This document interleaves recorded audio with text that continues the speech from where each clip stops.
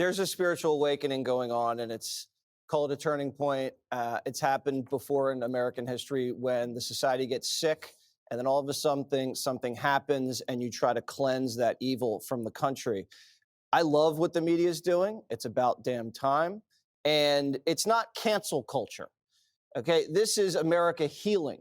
Cancel culture is when you say something politically incorrect about the WNBA or about COVID, and then you lose your job.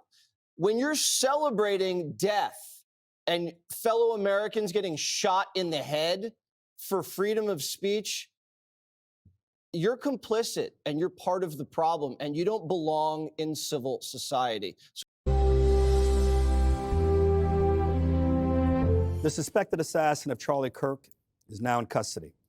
And as we reflect on the tragedy, what's probably not helping is the divisive rhetoric, like recent comments from Congresswoman Omar and Congresswoman Crockett.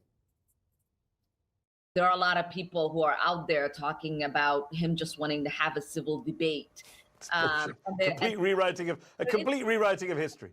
Yeah, there is nothing more effed up. These people are full of Me calling you, I want to be Hitler, all those things are like not necessarily saying go out and hurt somebody.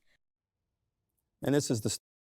That's interesting because I'm pretty sure when Hitler died, people were happy about it. So, referring to someone as Hitler and then they die and people are happy about it, you wonder why people are happy about it. It's because they've been brainwashed to believe these people are Hitler. It's outrageous. Disturbing. There are reports of teachers and firefighters and other officials being put on leave or fired over posts where they celebrate the assassination of Charlie Kirk. People can have differing ideas and different opinions, but we used to be a society, Greg, when in death, whether you disagree with the person, like the person or not, we could at least show some decency. How have we sunk to this point as well? Well, it was fun. I was scrolling down X and I found a story of a teacher celebrating Kirk's death, and I make a note of it. I'm going to use this for my show. And then there was another one, a hospital worker, and then a councilman, and then a college professor, and then a politician. I couldn't keep up. It wouldn't end. It was not. I can agree with that. Being on X that day was very disturbing, as well as other social media platforms. And then seeing, prominent celebrities repost the fact that people were cheering it to make it more viral. I honestly couldn't believe it. There was even people that I knew within my own somewhat circle that had a strange opinion about it, and it left me shocked. And to see, politicians like Omar, I don't know if I pronounced her name correctly, have the reaction that she did to it, where he was saying Charlie Kirk wasn't just trying to have conversation. Well, what was he trying to do? He didn't show up with a gun. He wasn't showing up with weapons. Are you saying that his words are violence? Just like all these dumb people, words are violence that they don't agree with. And here we are. It was being documented by liberals on TikTok. I felt a physical revulsion, no different than turning over a rock and seeing a vast network of worms. The ugliness is granular. And I'm sure, if you look at, when Lincoln was shot, there were people cheering. When JFK was killed, there were people that were happy. So those end up being like a short phrase in a history book or in a movie by Oliver Stone, but we catalog it. It's there, it's documented, and it's such a low bar for public expression that it's amplified. But to me, it's not, those opinions, not the politicians, but just the everyday people. It's amazing how shocked they are when they get fired. That's the story, because they assume that their opinion is widely accepted and condoned. Their bubble has deceived them into thinking it is. They have not left that world. And so when they say, I'm glad he's dead, and people are like, what? They're like, wait, what did I say that was wrong? What is it? They have been brainwashed. They assume they're voicing a conventional assumption, the way a hypnotized. And it's funny because a lot of people who had businesses or their spouse had a business, and they were making videos of or mocking Charlie's death. And then it was attacked, and they had to get on and make a second video being like, "Oh, I take it back," or "I didn't mean it like that." These people are the worst. Kid assumes that clucking like a chicken at an assembly is appropriate. No, you were just hypnotized. You know, we're all in silos, obviously, but we get out more. We don't go online and wish death because we're aware of our surroundings and we understand it. But there are people that don't do that. Look at Stephen King. He went on X and said that Kirk wanted to stone gays. He since took it down. But you know. Oh, that's actually hysterical. Like, yeah. And he took it down because that was never said. And that is a good depiction of how crazy the left is. They just make up completely false stories of people that are now deceased that they have to now take it down because they're, you know, a well-known celebrity and he's going to ruin his career or whatever he's got going on. I think he's got a book out. I've seen some videos of him walking with his new book. As a joke. How does that happen? He is living in some kind of world where he thought that was not just true, that it was okay to talk about. Right. Martha, your thoughts on this? You know, I mean, a couple of things. One of the things that I've said this week is that I hope that this terrible assassination has caused some people who never watched what he was doing, never watched the debate tapes, didn't see Prove Me Wrong, watch him go back and forth with people, are now actually doing that. And that when they do that, they say, oh, you know what, he seems like a sweet guy, somebody whose heart is in the right place, and that's an eye-opening experience. One of the things that I find really interesting is what is happening at the major networks. I don't know if it's too late for them already, but you're seeing the opposite response that we saw after George Floyd, where they all sort of like, oh, we better get in line and we better put out our memo and our statement about how we feel about Black Lives Matter. We're on the right page. We're doing this. So now, as you say, shock. Like, you know, they fired Matthew Dowd because Matthew Dowd said hateful words lead to hateful actions. Like, I'm not surprised that this would have happened to him, suggesting. Right. And this is where they say words are violence and it's complete lunacy. And these are the ways they try and spin justification as to killing someone. And it is asinine. And I've said to people that I know that the media is, in a sense, accountable for this. Brian Roberts and the leadership at NBC said this: Charlie was an advocate for open debate whose faith was important to him. Reminds us of the fragility of life and the urgent need for unity in our nation. That is different. And what's happening at CBS is different. They're trying to backpedal and figure out how to get around actually speaking to the whole country again. And so I see the seeds of something happening here, and hopefully there will be something positive. Prime time. There's a spiritual awakening going on, and it's called a turning point. It's happened before in American history when the society gets sick, and then all of a sudden something happens, and you try to cleanse that evil from the country. I love what the media is doing. It's about damn time, and it's not cancel culture. Okay, this is America healing. Cancel culture is when you say something politically incorrect about the WNBA or about COVID, and then you lose your job. When you're celebrating death and fellow Americans getting shot in the head for freedom of speech. Jesse, that's couldn't have been said more perfectly.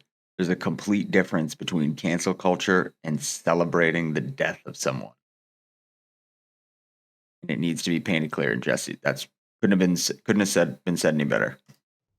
You're complicit and you're part of the problem, and you don't belong in civil society. So I'm glad people are losing their jobs for this. Every person that loses their job for celebrating Charlie's assassination is a step in the right direction for this country. There is an assassination. Right. And Democrats and leftists are all about saying freedom of speech, but not freedom of speech without consequence. You know, your employer doesn't have to keep you around. You represent their company. There's your consequence. cult. We've seen the polling on it. 55% of liberals think it's okay to politically assassinate people. All right. So you see it. Right. And I've seen a poll that said not all, but half of leftists think it's okay to assassinate Elon Musk or Donald Trump. So not all, just half. Like, this is insane that we're at this point. This is insane. Bubbling up on the internet. And that's what Stephen King's problem is. He's in a cabin in the woods in Maine by himself behind a screen all day. And then he says something ridiculous and gets smacked around because the man hasn't touched another human being in 3 decades. And that's why Charlie was so impressive. He physically went out to the quad and was surrounded by flesh. So he's the opposite of King. The exact opposite. He's looking people in the eyeballs. He's not behind a screen. I love what Cox said today. He said, get off the screen and touch the grass. People have to get outside and look at each other as human beings. And I believe we're starting to see that. You know, you'll appreciate this, that I keep thinking of, you know, the breastplate of righteousness. I hate to burst Jesse's bubble, but I don't see that happening. I see this as being a huge turning point in the tides of people aren't going to be looking at people like Charlie Kirk anymore, unfortunately. Charlie Kirk was a very kind and sensible man, and it didn't work. Look what happened. People are going to be gearing up to people more like Nick Fuentes now, which is pretty funny and pretty, in my opinion, understandable. So the left's in for a treat for sure. But it's the shoes of peace. And so you travel, we are charged with traveling with shoes of peace and then using the sword of the Spirit, the Holy Spirit that Charlie exemplified every time he opened his mouth. Look, you talked earlier about how the impunity with which liberals or people like this violent rhetoric, you know, flies out of their mouth. They have zero fear of any consequences. It reminds me of dating apps or going on a date. Women's worst fear is being killed. Men's worst fear is that the chick's going to be ugly. And that's exactly what it is with conservatives and liberals now in this climate where horrifyingly violence has been numbed for the opiates. It's an opiate of the population. And here's the thing. This killer was 22. We know this. The killer of Annunciation Church a couple weeks ago was 23. So anyone who claims that our young people is not highly susceptible to this, again, conditioning and programming that is online, the root of it is exactly the violent rhetoric by these Congress people and senators and teachers and people in influential positions, because that's what radicalization is. It's when things are repeated and it normalizes. So extreme language is all of a sudden it feels normal. And then all of a sudden it's echo chambered and amplified in horrific algorithms like on X. So these guys just see it all the time. And then all of a sudden they begin to feel us versus them. And then they isolate. It is amplified to an extreme degree for sure. You know, being on X even the past week has been pretty crazy. No matter what side you're on, you're going to be fed information that fuels your rage. And she's absolutely right. But this has to be a time for leaders in the media to set an example for accountability and responsibility. You know, put empathy over partisanship, condemn violence without conditions, because, you know, if we can't agree on that, then, you know, we risk making political violence part of normal life. And that's not going to be good. We're going to turn into Mexico. And I mean, not too many people trust the government now, never mind if that happens. Behaviorally, and then they have psychological effects, anxiety. You know, I'm angry about this, so it overrides rational thought. And that is what inspires the offline violence. The online violent rhetoric, all of that leads to the offline violence. And there's a direct correspondence. So I truly hope, to your point, that everyone in these influential positions reimagines and reconsiders what comes out of their mouth, because it can have indeed deadly consequences. For everybody, one thing I saw so positive today, the young Republicans of Connecticut and the young Democrats of Connecticut, leaders of both of those groups, they did a joint statement condemning, and something that Charlie certainly would be proud of, seeing that kind of civil. Click here to subscribe to the Fox. Well, that was nice that they did that. Maybe the first thing they've come together on, probably. But Yeah, this has been a tough week. I haven't put out a video in a while. I've been having a lot of thoughts around this whole situation. And